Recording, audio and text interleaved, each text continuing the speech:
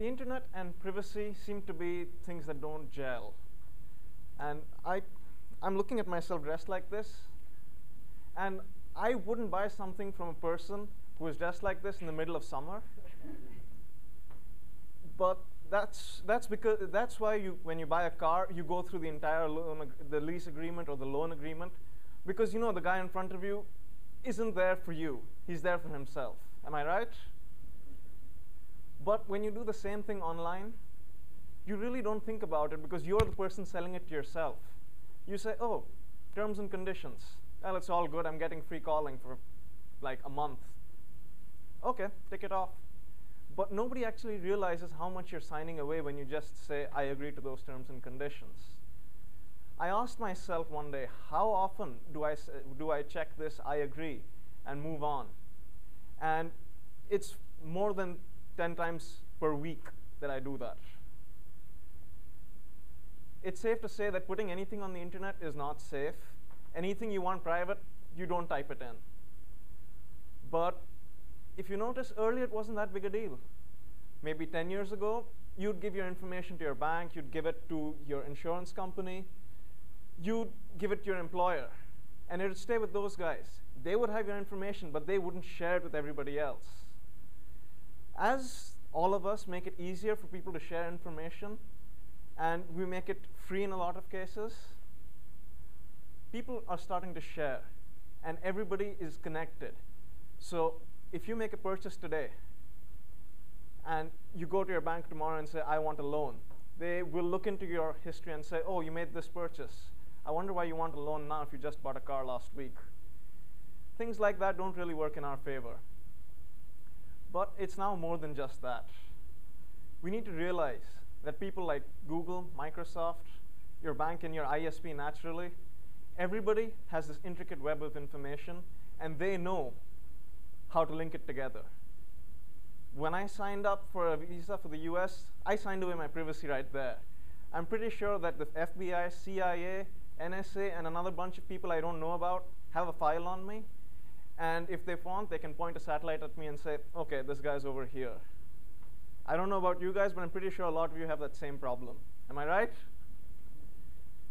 OK. Now, the same thing applies to us, isn't it? We expect information to be available. Everything is cataloged. And all you need is that magic phrase. You type it in, press the button, and you'll get information about everything in the world that you could ask for. And when you don't get it, you say, oh, let me try another phrase. You don't say, oh, maybe it doesn't exist, right? We need to look into this and see that this culture of putting everything online, this culture of making everything accessible, is good for us. You want to buy something, you can get the cheapest price online. If you're selling something, you don't need to have a physical store. You don't need to have a Walmart to compete with Walmart.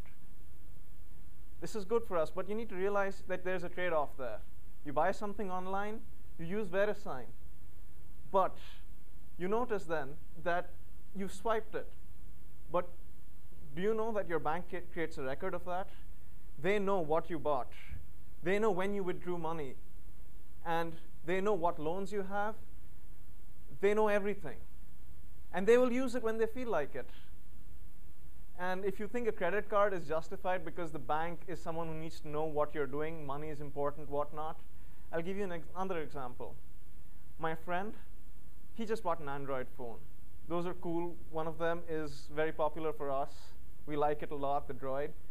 But did you know that when he took a photo of me in my living room, it geotagged it, which means it put my GPS location on the image, and it uploaded it to Picasa? And he put a note on there, this is Divam Jain. And he tagged it with my Gmail ID.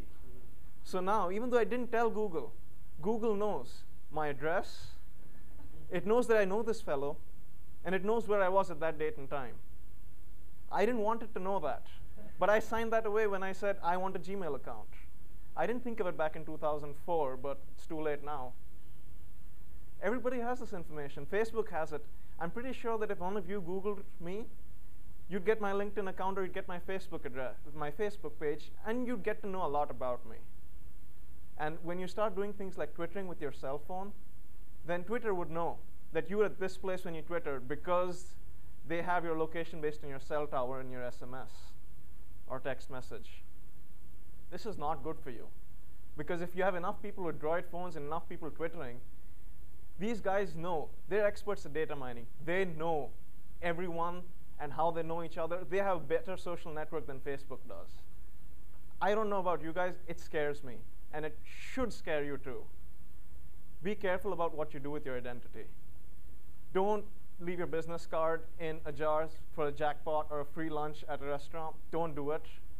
Don't sign up for sweepstakes because they're offering you a free HD TV if you win. It's fine. You might win. I'm sure there is something to it. But you're also signing away your email address, your residential address, your phone number. Some things, like my telephone number, I don't mind giving it out. But they'll reference that. They'll go to AT&T, who's my provider. Sorry, guys. I'm with AT&T on a contract. But they'll say, OK, this guy got his phone then. And they'll look it up. And this would be usually the government, but they'd know everything you did. And if they said, we don't like the way you're living your life, they could do it. And they'd come up to my door and say, hi, I'm from the government, and I'm here to help you.